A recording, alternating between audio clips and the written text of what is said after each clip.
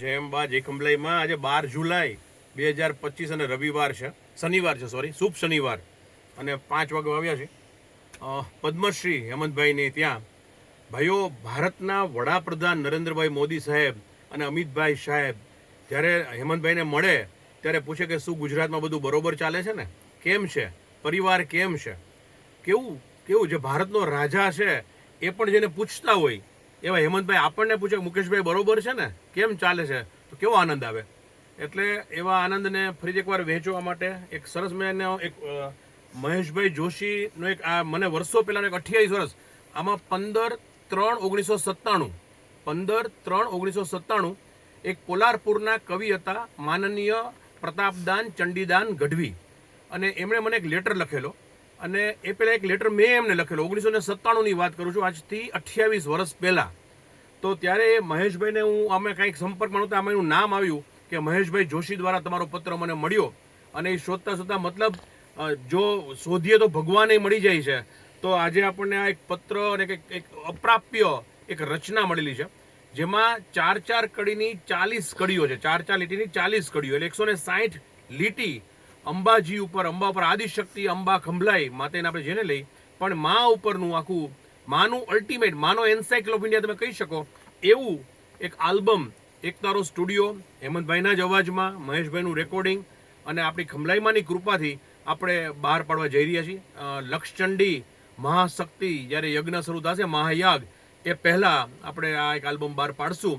પણ આજે ખાસ એમના માટે આ ઘણા બધા 28 વર્ષ પહેલાંનું ખજાનો મળી આવ્યો, અને એ ડ્રીમ્સ કમ્સ ટ્રુ કે હેમંતભાઈ આ પાડી, મહેશભાઈ પણ આપણે કાં થઈ શકશે. એટલે હવે એનું સંગીત, એની નવેસતીમાં કંઈ સુધારા વધારા કરવો પડે તો તે આજથી કામ શરૂ કરશું.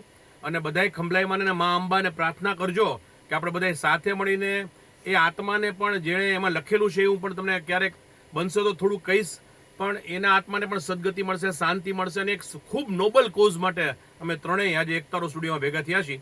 અને હેમંતભાઈને કહીશ કે કંઈક બે શબ્દ એ પણ કહે મારા માટે, અથવા આ અંબાની જે ભક્તિ છે, અંબાજીનું જે સાહિત્ય મળી આવ્યું છે એમાં આપણે શું કરશું. ઘણીવાર તો એવા ગીતો ગાવા પડે કે જે અંદરથી આપણને રુચિ ન હોય અને ગવડાવતા હોય છે, તો એને રાજી રાખવા અમે ગાતા હોય છે. જ્યારે અમારા મુકેશભાઈ તો માતાજીના ભક્ત, અને એ લઈ આવે અને એ જ્યારે બોલે ને તે એમ થાય કે ના આજના જ આપણે રેકોર્ડિંગ કરી નાખીએ, પણ આ કામ અઘરું છે.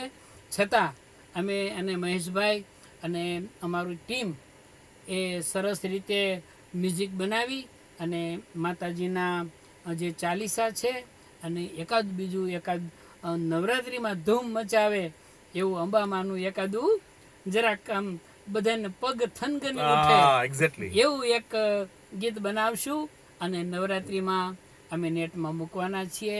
માં ખંભલાઈના જે યુટ્યુબ ચેનલ છે એના ખાતા ઉપર, તો આપ સૌ સાંભળશો અને આશીર્વાદ દેજો.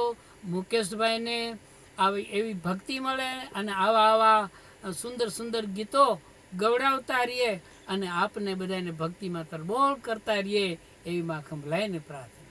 ખાસ તો એટલા માટે કે જ્યારે આવા દિગ્ગજ કલાકારો આપણી વચ્ચેને, જે મા સરસ્વતી ગળામાં જ છે, હું ઘણીવાર એમને કહું કે હેમંતભાઈ તમે અમર થઈ ગયા, હેમંતભાઈને કહું હેમંતભાઈ, મહેશભાઈ, બધા આ બધી સેલિબ્રિટીઝ છે જે અમર થઈ ગઈ હશે કે નહીં હોય. આ ભારતભરના, ગુજરાતના તમામ ઘરોમાં એમના ગરબાઓ નિરંતર વાગતા જ હોય છે.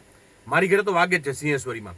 પણ સાથે સાથે હું વિનંતી કરું બધાને કે આપણા 7,000 પરિવાર છે, દરેક ઘરમાં 4 મોબાઈલ હોય, તો 28,000 મોબાઈલ આપણા પરિવારમાં હોય.